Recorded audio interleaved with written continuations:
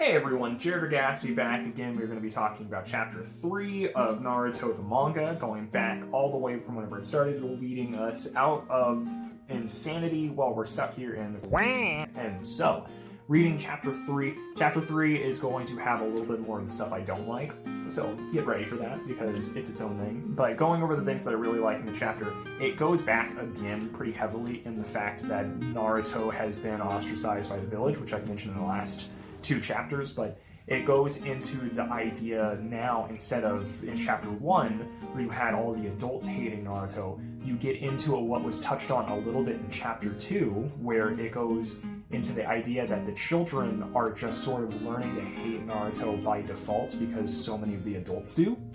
And chapter 3 kind of shows a little bit of that. It's not complete hatred, but no one seems to show him any kind of respect or appreciate him, and they still kind of keep him at bay just because that's what everyone does. And so it is kind of cool to see how that mentality sort of goes down from the generations and how it's interpreted from the generations. It's also kind of sad, because you actually see a point where Naruto disguises himself. I'm getting ahead of myself. That part's cool. What is the purpose or the plot of this one, since we're now officially getting more into plot? Naruto is now officially a ninja, yay Naruto, and he is going to go with all the other people that graduated from the Ninja Academy in order to become part of a 3-man team. And so he gets to go with everyone else who graduated in order to get put into teams that will be headed up by one of what's called a Jonin leader, which is basically one of the elite ninjas taking care of what's called the rookie ninjas, or Genin. And so that's what's happening. So you get to see a little bit of the people that Naruto went to school with, and again, you get to see how they react around Naruto and how they treat him. So that's the plot. You get to meet 2 of the main characters in the show, that being Sasuke Uchiha and Sakura Haruno. And this gets into some of the stuff that I don't like, but before I get into that, I'm going to just touch on the idea that Sasuke is the cliche cool kid in an anime, Sakura is the cliche girl flocking over the really cool kid in an anime. And so Naruto has a small thing for Sakura, and Sakura is just annoyed by Naruto like every other kid is, and she has a huge thing for Sasuke. So there is a point where Naruto tries to basically use the transformation jutsu in order to look like Sasuke, which is, a vastly underrated jutsu in Naruto, I think. But point is that he does that, and there's a scene where Sakura says that she just kind of wants to be acknowledged and show that she cares about Sasuke, and it resonates with Naruto because of the fact that he's never been acknowledged or cared for at all. And Iruka Sensei and Konohamaru are slowly starting to fit that bill, but you can really see that this kid who's like, I'm gonna just transform into this guy and act like a big old tough guy, and he's still taking everything like a joke, he's still treating everything like it's funny. Suddenly you see that there are things that really just hone in on him internally, because he's grown up in such a different environment than everyone else.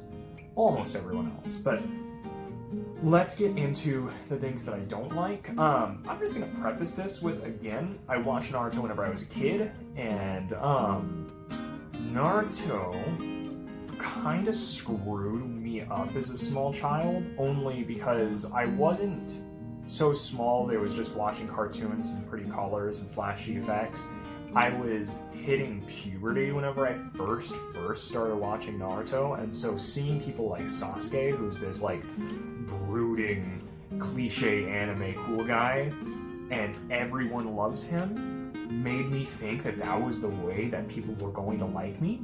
I'm 25 now, I'm running my own business, and I will go out of my way to say that if anyone watching this video is anything in their teens, do not think that acting like that is going to be the cool thing to do. It's not. It's very far from it.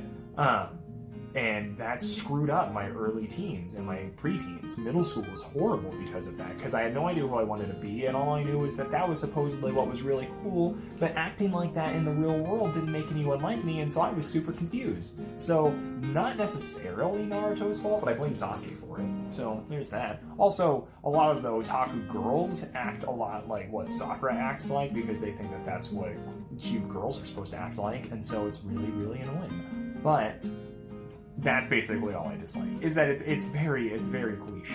Like, you've got the brooding cool guy in an anime, and you've got the girls that flock over him, and those are the two other main characters in the show? No.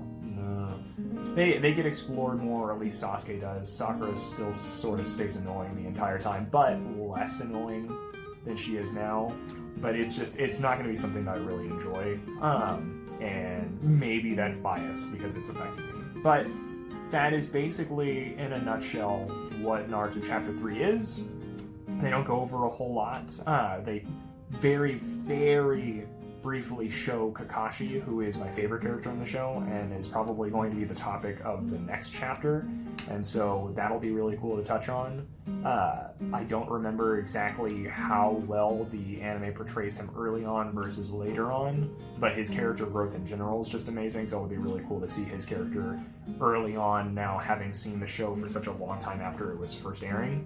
And first being written, so that'll be kind of cool. But yeah, in a nutshell, it's still really cool to see the way that the world is playing out in relation to Naruto as an individual.